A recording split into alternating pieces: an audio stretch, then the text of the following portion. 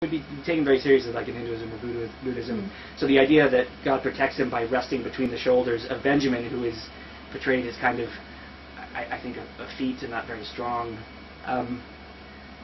It's interesting. I mean, I don't know that he will protect him from his own fear. Protect the weak from their own fear. That's just what kind of jumps out at me. But which cultures? What are the influences on this? The other cultural traditions that are most likely to have influenced? Well, it looks like this is the Egyptian. ancient Near East. Just right. the ancient Near East. But it sounds like Philistines. But he's even appropriating from his own culture. He's even, this is my theory. By this whole blessing sequence, he's appropriating from a story he's heard told, right? Which is the story of the deathbed blessing of Jacob. Right. But there's not. My understanding is that there's not much overlap between the two. There's some elements that are taken from the first, but that they're very different. And I think that's the idea is that that's connected to the fact that this was a later edition. That this was that Deuteronomy was amended to tack this on at some point. Right.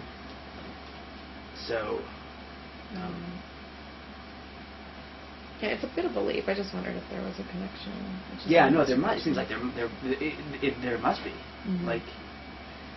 because it's accomplishing the same. Yeah, So it's very hierarchical.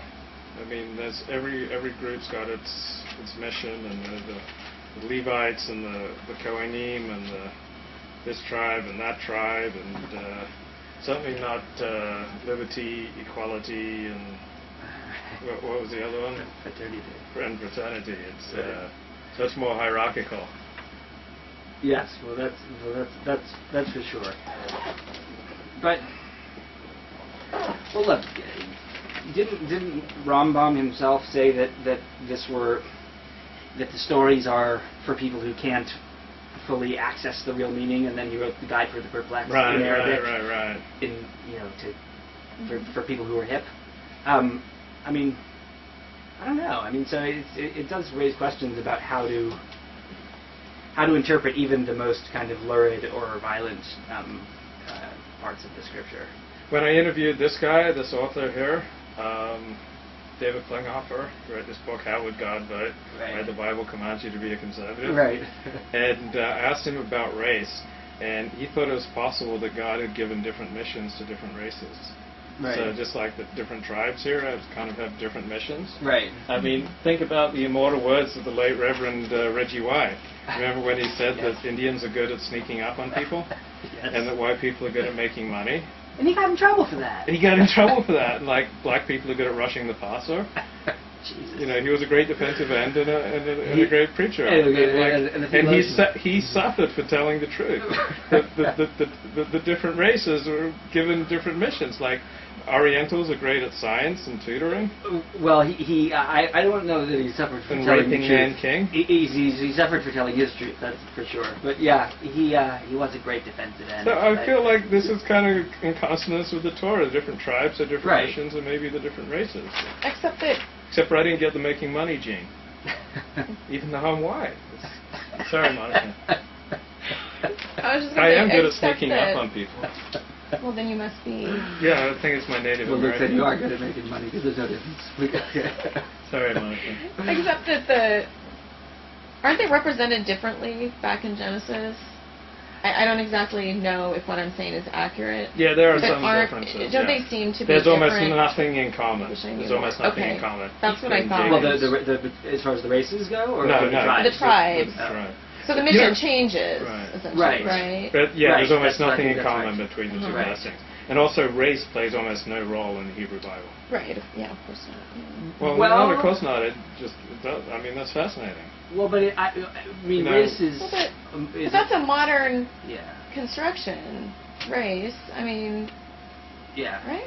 I think it's a word for people who live in a big world. But I think every group is being afraid of outsiders that look totally different. Absolutely. Whether it's the Japanese, versus Commander Perry comes in with his guns and forces out. Right.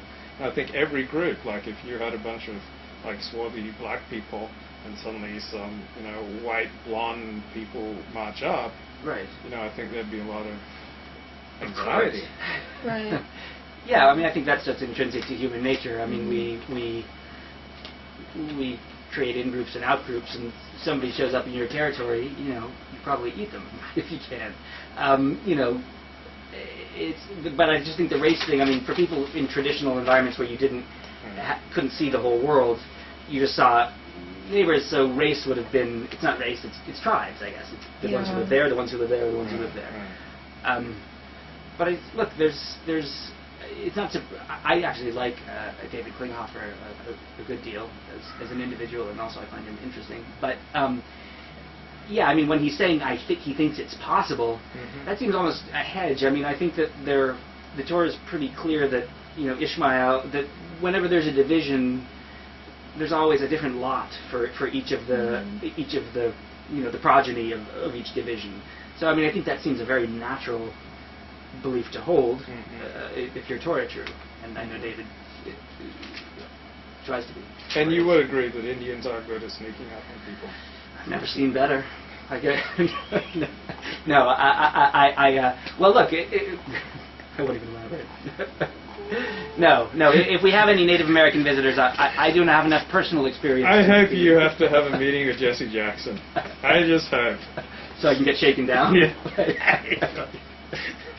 No, we're all gonna, not Monica, but Joey and I are going to have to go to sensitivity training right after this Torah study. I am very sensitive to that. Look, there's no... No, just me then.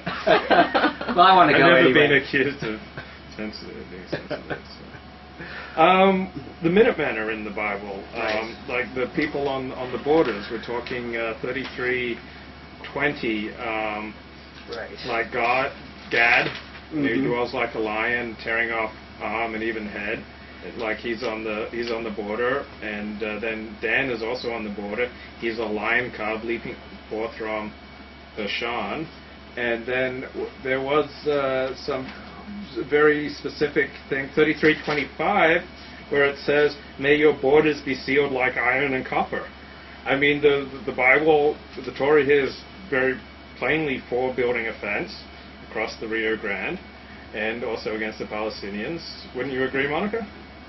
May your borders be sealed like iron and copper. Like we're talking Minutemen. Would you read your 25 to me? Would you read that? Yeah, 25. May your borders be sealed like iron and copper. Mine says, "May your door bolts be iron and copper." Mine says, "Iron and bronze your bolts, and as your days your strength." That's completely different than what you're saying. Iron and bronze. I mean, iron and bronze It are means the verbs making there. Right, make make them sturdy. strong Sink- your bolts. Well, Bolts, But borders. Bolts are different from borders. Yeah, I mean, bolts hold things together. I mean, bolts ensure continuity on some level, metaphorically, maybe. But does yours say borders? mine says, "May your door bolts be iron and copper." But first of all, I mean, look, I'm reading the JPS Tanakh, and so they have it. They're probably like liberals who like want to. They fear the pro-fence sentiments of the Torah. Well, they do. Look, you have to take a look at it's the conservative movement's thing. This is art scroll. It's orthodox, so there's an incentive to find a gentler interpretation for these guys. Right. But I will say, I mean, if other things we've read are true, it says that Dan and Gad are like lions, and they're very because they live at the borders. That people who are living next to the adjacent tribes should be wild and impetuous and violent defenders, and even kind of grabby, because he says also that Gad wanted, when they first took the promised land, Gad wanted it for the first lot, so they're grabby, and then but they're not actually the main warriors. Judah was the one. Judah's tribe was the one that was the bulk of the army. Mm-hmm. So there's a specific role for these guys, is that they're border guards, and they're overzealous. And it says in the commentary, the Art Scroll commentary on verse 25, in blessing all of Israel, Moses assured them that the tribes living at the borders would be so steadfast and brave that the land would be as secure as if it were protected by locks and bars of iron and copper. Right. Alternatively, the verse refers to Asher, which was situated at the strategic and vulnerable northern border. That's against